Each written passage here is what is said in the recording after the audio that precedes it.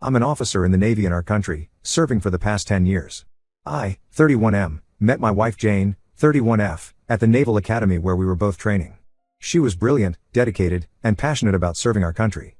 We dated for 2 years before getting married 5 years ago. My mother wasn't thrilled about our marriage from the start. She wanted me to marry my high school girlfriend Sarah, who came from a traditional family and was ready to be a stay-at-home wife.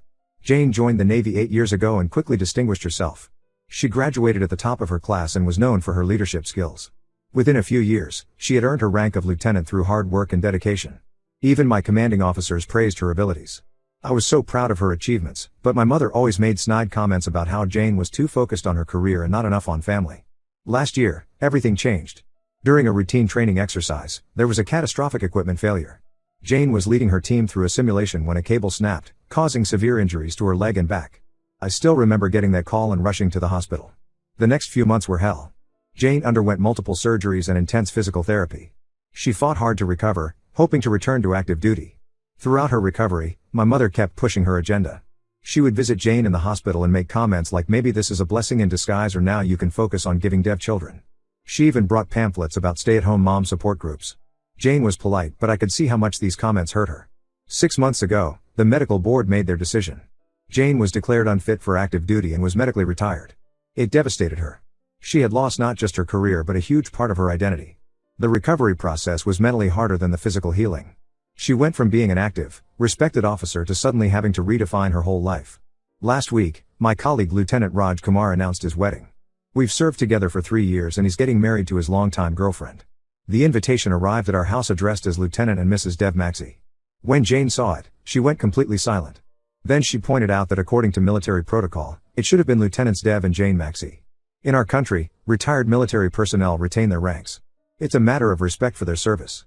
Some officers add retired before their rank, while others use their rank as is. It's a personal choice, but the rank is theirs to keep. Jane has always been proud of earning her rank and wants to be acknowledged by it. I tried explaining to Jane that Raj probably didn't think too deeply about the address. He's been busy with wedding preparations and might have just followed a standard format. But Jane sees it differently. To her, being addressed as just Mrs. feels like her years of service and sacrifice are being erased. My mother, always ready to give her unwanted opinion, found out about the invitation issue during a family dinner last weekend. She went on a long rant about how Jane was being difficult and should be honored to be addressed as Mrs. Maxey. She brought up her own marriage, saying she was proud when people started calling her Mrs. Maxey Sr. Then she started her usual speech about how women in the military lose their femininity. I made the huge mistake of telling Jane what my mother said. Jane reminded me of all the times my mother had undermined her career choice. During our wedding planning, my mother had insisted on traditional vows where Jane would promise to be an obedient wife. Jane had refused, causing the first of many conflicts. When Jane got promoted to lieutenant, my mother didn't attend the ceremony, claiming she had a headache. The wedding is in 2 months and Jane wants me to ask Raj for a new invitation with the correct address. I understand her feelings but I think it's a bit much. Wedding invitations are expensive and usually ordered in bulk. Plus, Raj has always been respectful of Jane and her rank. I don't think he meant any disrespect. I suggested we just attend the wedding and let the invitation issue go, but Jane accused me of invalidating her feelings. She said if I won't stand up for her respect, she won't attend the wedding. My mother keeps sending messages saying Jane is being childish and suggesting we see a counselor to address Jane's anger issues. My sister thinks I should support Jane and ask for the new invitation. She reminded me how hard Jane worked for her rank and how much she's already lost due to her injury. My father, ever the peacekeeper, says I should stay out of it and let Jane handle it herself. My mother has now started calling other family members to complain about how Jane is causing unnecessary drama. I feel stuck between supporting my wife and keeping the peace. Jane has already lost so much with her medical retirement. I see how much she struggles with her new reality. Every morning, I watch her wince in pain as she does her physical therapy exercises. She's trying so hard to build a new life while dealing with constant pain and the loss of her career. Part of me thinks asking for a new invitation is a small thing if it would make Jane feel respected and acknowledged. But another part worries that my mother will use this to further her narrative about Jane being difficult and demanding. I don't want to create workplace drama with Raj either. I need advice on how to handle this situation without making things worse. Should I ask for a new invitation? How do I deal with my mother's interference? Most importantly, how do I support Jane while keeping peace in the family? TL, doctor, wife upset about wedding invitation not acknowledging her military rank, mother making situation worse by getting involved. Update 1. It's been 2 weeks since my last post, and the situation has spiraled into something I never expected. What started as an issue with a wedding invitation has exposed deeper problems in my family, particularly with my mother's behavior. After my last post, I decided to have a serious talk with my mother about respecting boundaries. I visited her house last Sunday, thinking a face-to-face conversation would be more effective. I should have known something was off when I saw Sarah's car in the driveway. Yes, my ex-girlfriend Sarah was having tea with my mother. Let me provide some context about Sarah. We dated in high school and early college before I joined the Naval Academy. She came from a wealthy, traditional family and my mother adored her. When I met Jane at the academy, Sarah and I had been broken up for 2 years. Sarah had married someone else and moved to a different city. I hadn't thought about her in years. During my conversation with my mother, she revealed she had already taken action about the wedding invitation issue. She contacted Mrs. Kumar, the groom's mother, whom she knows from their charity club. My mother told her that Jane was making unreasonable demands about the invitation and suggested I was embarrassed by the whole situation. Mrs. Kumar, apparently concerned, spoke to her son, my colleague Raj. The next day at work, Raj approached me. He was understanding and immediately offered to get new invitations printed. But he also mentioned that several other officers' wives were talking about the situation, thanks to my mother's gossip. I was already dealing with this mess when Jane called me at work, crying. She had just come back from physical therapy and stopped at our local coffee shop. There, she overheard 2 Navy wives discussing her situation. They were saying she was causing drama because she was bitter about her medical retirement. One of them even suggested she was using the invitation issue to get attention. Jane traced these rumors back to my mother. But the worst part was yet to come. Jane's friend Maria, another Navy wife, sent her screenshots of a conversation from the Navy Wives social group. My mother had been sharing details about Jane's medical condition, recovery struggles, and even suggesting that Jane was mentally unstable due to her retirement. When I confronted my mother about this, she defended herself by saying she was protecting me. Then she dropped the real bombshell. She had been meeting Sarah regularly for the past few months. Sarah got divorced 6 months ago and moved back to our city. My mother saw this as a sign that I should reconsider my marriage to Jane. Apparently, my mother and Sarah had long discussions about Jane's behavior. Sarah, according to my mother, said she would have been honored to be addressed as Mrs. Maxey and couldn't understand why Jane was making such a fuss. My mother even showed Sarah the wedding invitation and they both agreed Jane was being unreasonable. The betrayal goes deeper. During Jane's recovery in the hospital last year, my mother had visited her alone one day. Jane finally told me what happened during that visit. My mother had suggested that I deserved better than a broken wife and that perhaps this was a good time to rethink our marriage. She told Jane that Sarah was unhappy in her marriage and had always regretted letting me go. Jane hadn't told me about this conversation because she was already dealing with her injuries and didn't want to create more problems. She had hoped my mother would come to accept her over time. Finding out about these secret meetings with Sarah was the last straw for her. Raj got us a new invitation with the correct address, but the damage was done. The rumors had spread through the Navy Wives network. Jane is now known as the difficult, demanding wife who made a fuss over an invitation. Some wives have stopped inviting her to their social gatherings. To make matters worse, Sarah had the audacity to send me a message saying she understands what I'm going through and that she's there if I need to talk. She mentioned that my mother had shown her pictures of Jane's recovery period, including some private moments in the hospital. I was furious that my mother had shared such personal information. Jane now doesn't want to attend the wedding at all. She says my mother has turned what should have been a happy celebration into a source of gossip and humiliation. The other day, she overheard someone at the base commissary referring to her as that crazy lieutenant's wife. My sister tried to mediate, but ended up revealing more troubling information. Apparently, our mother had been planning to invite Sarah to family events, hoping to create opportunities for us to reconnect. She had even told some family members that Jane's medical retirement might be a good time for me to cut my losses. I'm at a breaking point.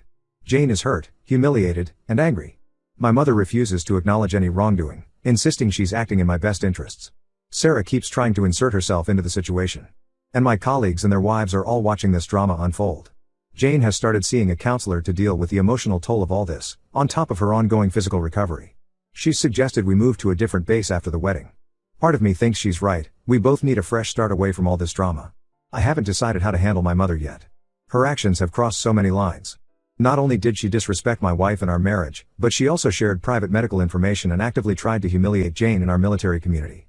Every time I think about her plotting with Sarah behind our backs, I feel sick. The wedding is in 6 weeks, and I don't know if we'll attend. Raj and his fiancée have been understanding, but the whole situation is tainted now. What started as a simple issue with an invitation has exposed years of manipulation and betrayal by my own mother. Update 2: the situation has exploded beyond anything I could have imagined.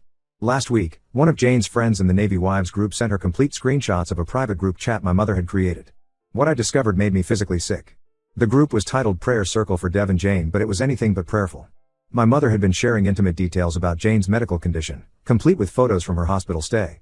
These included pictures of Jane in her hospital gown, during physical therapy sessions, and even one of her crying after receiving her medical retirement news. I had no idea my mother had taken these photos during her hospital visits. Sarah, my ex, was a key member of this group. She wasn't just participating, she was actively fueling the fire.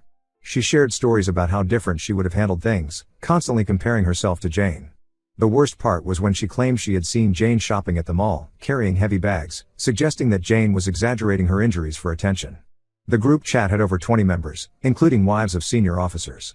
My mother painted Jane as an unstable, attention-seeking woman who was using her injury to manipulate me. She shared private conversations from our family dinners, twisted to make Jane look bad.